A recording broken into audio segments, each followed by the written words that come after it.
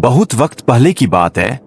एक छोटा गांव था जहां लोग धूप और सूखे से परेशान थे।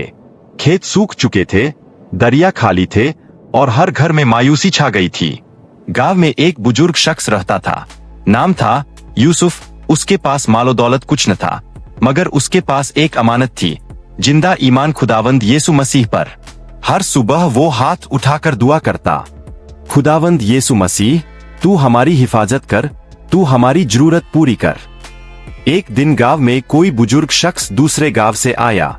लोग उसे देखते ही हैरान हो गए। उसके चेहरे पर सुकून था और आंखों में अजीब सी रोशनी। लोग आपस में कहने लगे, ये कौन है, कहां से आया है?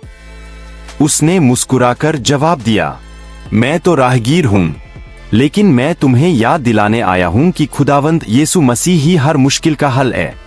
इसी दौरान गांव में एक बच्चा सख्त बीमार हो गया।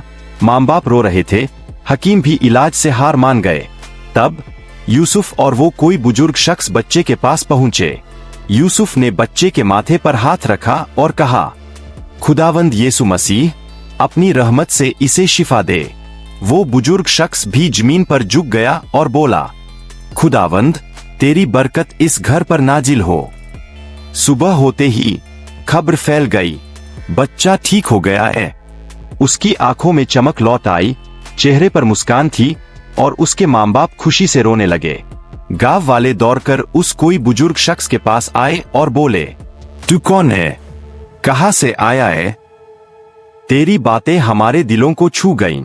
उसने मुस्कुराकर जवाब दिया, मैं तो सिर्फ मुसाफिर हूं, मगर याद रखो, जो भी खुदावंद यीशु मसीह पर भरोसा करता है वो कभी शर्मिंदा नहीं होता।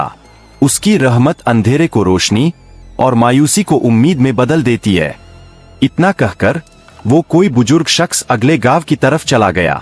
लेकिन गांव के लोग हमेशा याद रखते रहे, उस दिन खुदावंद यीशु मसीह ने उनके बीच मौजिज़ा किया और उनके दिलों में नया भरोसा जगाया।